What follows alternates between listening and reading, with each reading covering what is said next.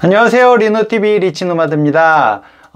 제가 지난주 월요일날 방송을 하고 한 일주일 동안 잠적을 했었는데요. 사실은 지난주에 휴가를 좀 다녀왔습니다. 제주도로 휴가를 다녀오면서 방송도 쉬고 편안하게 좀 힐링을 하고자 해서 모든 것을 좀 내려놓고 갔다 왔습니다. 제가 지난주 월요일날 저녁에 이제 방송을 업로드 했었는데, 그 이후에 일주일 동안 코스피도 뭐 1% 좀 넘게 오르고, 나스닥은 뭐 거의 4점 몇 프로? 뭐 이렇게 꽤 많이 올랐어요. 어쨌든 반등을 좀 했고, 제가 좋아하는 맥쿼리도 좀 올랐고, 전반적으로 좀 회복되는 느낌이 있긴 있었죠. 뭐 오늘 뭐 살짝 뭐 보합 수준에서 왔다 갔다 한 것 같은데, 지지난주 금요일날 맥쿼리 인프라를 제가 마이너스 통장 땡겨갖고 조금 들어갔었는데, 그때 좀 과감하게 들어갈 걸 하는 생각을 하는 휴가이긴 했습니다. 그런데 또 뭐 오늘 좀 빠지는 거 보니까 사람 마음 왔다 갔다 하는데, 하여튼 뭔가 흐름이 조금은 바뀌고 있지만 안심할 수 있는 상황은 절대 아닌 것 같습니다.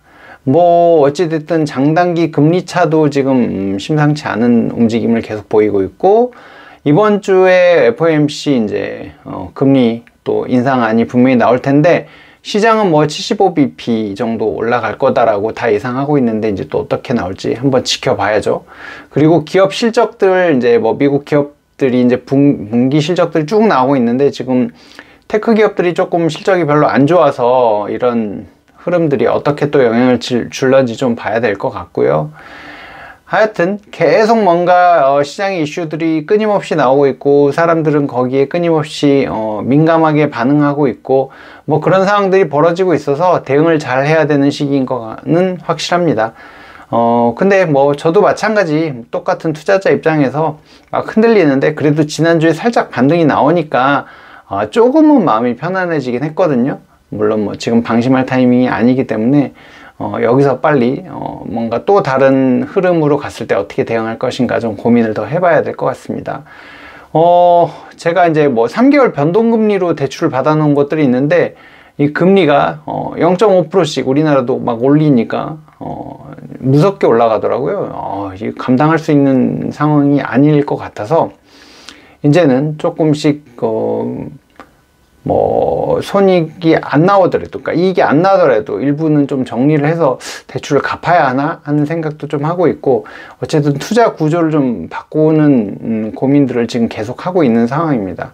금리가 뭐 이제 2% 3%대야 뭔가 자금을 조달해서 대출을 받아서 투자하는 게 가능하지만, 이제는 뭐 4.5% 막 이렇게 나오니까 사실은 그냥 투자해서 5% 이익 내는 게 쉬운 일이 아니잖아요. 그것도 꾸준히 이익을 내야 되는 건데, 이제 그런 부분들이 부담스러워져서 투자 구조를 바꿔야 되는 그런 시기입니다. 그래서 이게 투자 전반에 나타나는 거잖아요. 이게 말 그대로 돈줄을 죄는 상황이 되다 보니까, 뭐 아파트 값도 뭐 폭락을 하네 어쩌네 막 얘기도 나오고, 뭐 금값도 그렇고 뭐 코인도 그렇고 뭐 온갖 뭐 하다못해 제 친구가 무슨 이제 화폐 수집을 하는데, 그런 수집 시장도 확 거품이 꼈다가 지금 거품들이 쭉쭉 빠지고 있고, 뭐 그림이든 뭐든 하여튼 투자하는 부분의 전반이 뭔가 많이 구조가 조금 바뀌고 있는 상황인 것 같습니다.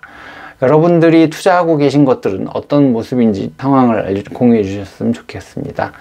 제가 오늘 이렇게 카메라를 켜고 방송을 하겠다고 생각했던 이유 중에 하나는, 제가 이제 휴가 갔던 얘기에서 힌트를 얻은 것들이 좀 있어서 한번 얘기를 해볼까 합니다.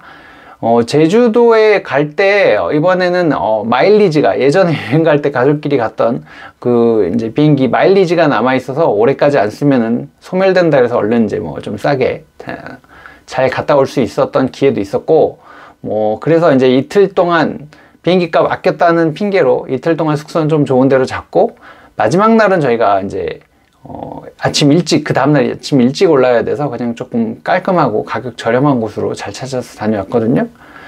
근데 그것보다 이제 제가 하고 싶은 얘기는, 이번에 제주도에 갈 때 렌트카를 어떻게 할까 하다가 전기차를 한번 빌렸어요. 기아 자동차 EV6가 이제 나왔는데 모양도 이쁘고 그래서 한번 타보고 싶다는 생각이 있어서, 렌트카 뭐 맨날 타는 차 말고 좀 색다른 거 타보자. 그리고 전기차의 미래가 뭐 펼쳐질 거라고 하는데, 사실 지금 어느 정도까지 왔는지 잘 모르잖아요. 그냥 막연하게 그냥 리포트만 보고 뭐 기사만 보고 했을 뿐인 거지, 제가 직접 몰아보지 않았기 때문에 잘 몰라서 이참에 한번 타보자, 타보고 우리 판단을 해보자. 그리고 저도 지금 테슬라랑 뭐 기아차랑 투자해놨는데, 그리고 전기차 배터리 쪽에도 뭐 ETF에 투자되어 있는데, 그 투자가 맞는 건가 한번 체험을 해보자, 확인을 해보자라는 차원에서 한번 빌렸습니다. 근데 여기서 하나 꿀팁 하나 알려드릴게요. 렌트카를 제가 가기 한 달 전 이상, 이제 한 달 전 넘게 이제 먼저 빌려놨거든요.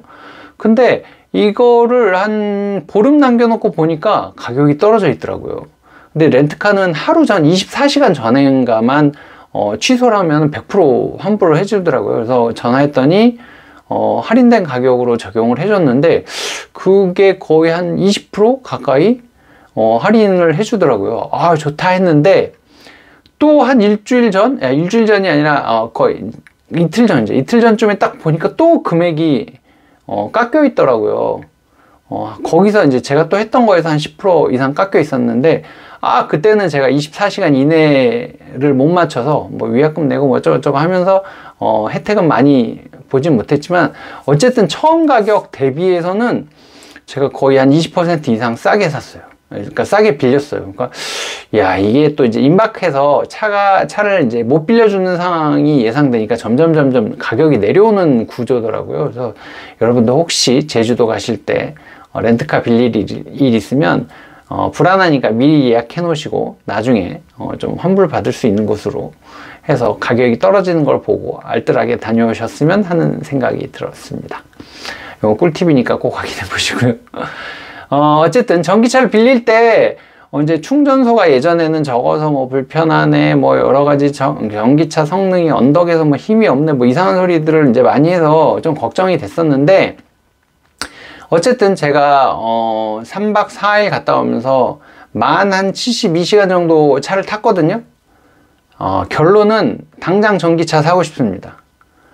왜냐면 장점이 너무 많아요. 단점은 글쎄요, 단점 잘 모르겠는데, 살짝 이제 그 충전율이, 그러니까 배터리가 이제 뭐 30% 남았어 이러면 살짝 불안해지는 느낌이 있긴 하지만, 제주도 같은 경우는 충전소가 되게 많더라고요. 많고, 일단은 무엇보다도 이 연비가 너무 좋습니다. 제가 제주도 한 430km 정도 돌았거든요. 이제 이리저리 막 돌아다니다 보니까 이거를 에어컨을 풀로 틀고 다녔으니까 따져보면은 연비가 한 뭐 9km? 8km 이 정도 나왔을 것 같은데, 지금 기름값 따져보니까 9만원, 10만원은 들었을 것 같더라고요, 기름값이. 근데 전기로 넣으니까 얼마 들은지 아세요? 25,000원에 다녔거든요. 그러니까 25%만 내면 충분히 타고 다닐 수 있고요. 그 다음에 무슨 제가 포르쉐는 안 몰아봤지만 포르쉐 타면 이런 느낌이지 않을까 싶을 정도로 가속 능력이나 이런 게 엄청 좋습니다. 밟으면 쭉쭉 나가요, 차가. 그 휘발유 차들은 이렇게 밟으면 뭔가 전달되면서 좀 한번 먹고 들어가는 느낌인데, 이거는 밟으면 밟는 대로 쭉쭉 나가고요. 다음에 이제 뭐 핸드폰 같은 거 요새 죄다 디지털 기기들 들고 다니는데, 충전할 수 있는 USB 뭐 콘센트 뭐 이게 다 있어서 그런 거 부담 없이 계속 충전하고 다닐 수도 있고, 아무래도 이제 공간도 조금 여유가 있고요. 뒤에 트렁크나 이런 부분도 공간이 이제 그 차의 동급 대비해서는 공간이 되게 넓고, 주차장 가도 할인을 또 해주거든요. 주차 할인도 뭐 50%씩 막 해주고 하니까 안 살 이유가 전혀 없는 거죠. 물론 뭐 겨울에 배터리의 성능이 좀 떨어진다 이런 얘기도 있는데, 제가 겨울은 경험을 안 해봐서 모르겠는데, 어찌됐든 단거리로 뭐 이렇게 집 근처로 어디를 다니고 하는 일이 많으신 분들은 너무 좋을 것 같아요. 그래서 예전에 제가 전기차 택시를 한번 탔었는데, 택시기사님도 굉장히 좋다고 강추를 하시더라고요. 그래서 이게 이제 전기차의 시대가 이미 왔구나 하는 것을 직접 체험할 수 있는 그런 좋은 기회였던 것 같습니다. 저는 이제 기아차를 작년 4월에 샀었거든요. 이제 현대 모비스도 그때쯤 사갖고, 그러니까 처음에 사서는 조금 올랐다가 장기적으로는 지금 쭉 횡보하고 있거든요. 물론 실제 데이터로는 지금 한 5%인가 마이너스였고, 단기적으로 봤을 땐 바닥 대비해서 한 17% 정도 올라오고, 요즘 보니까 증권사에서 다들 긍정적인 리포트를 막 발행하고 있던데, 뭐 단기적으로는 사실 저도 잘 모르겠고요. 근데 장기적으로는 확실히 이제 현대차, 기아차가 전기차에서의 경쟁력이 있다라는 얘기들이 맞을 것 같고요. 테슬라가 초반에 나왔을 때 이제 뭔가 디테일한 부분이 좀 부족했었잖아요. 무슨 단차가 안 맞다는 등 뭐 이런 얘기들이 있었는데, 현대기아차는 이제 기존에 만들던 차에서 안에 내용물만 바꾸면 되는 거라서 유통 이제 구조라든가 뭐 이런 네트워크들이 잘 돼 있잖아요, 여러 가지로. 그래서 그런 부분 감안했을 때 분명히 경쟁력이 있겠구나라는 생각을 좀 해봤습니다.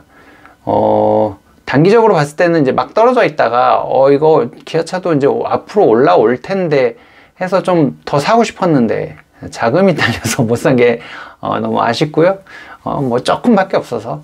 물론 저 테슬라 주식도 있습니다. 테슬라도 마이너스고요. 하여튼 뭐 그런 상황인데, 막연하게 알고 있었던 이 전기차의 미래를 직접 확인하고 났더니 뭔가 좀 다른 느낌이었습니다. 투자할 때 앞으로는 이렇게 좀 직접 확인을 해봐야 되겠다는 생각을 많이 했고요. 덕분에 뭐 전기차로 해서 좀 세이브했던 비용들, 그리고 뭐 마일리지로 해서 세이브했고 이랬던 비용들을 원 없이 맛있는 거 많이 먹고 살도 통통하게 쪄서 돌아왔습니다. 그 에너지 잘 모아서 여러분들한테 더 도움되는 정보들 많이 들려드릴 수 있도록 하겠습니다. 아직 휴가 안 가신 분들은 이번 주부터 휴가 많이 가시는 것 같던데 휴가 잘 다녀오시고요. 오늘 밤 또 미국 증시 잘 살펴보도록 하겠습니다. 시청해 주셔서 고맙습니다. 마치겠습니다.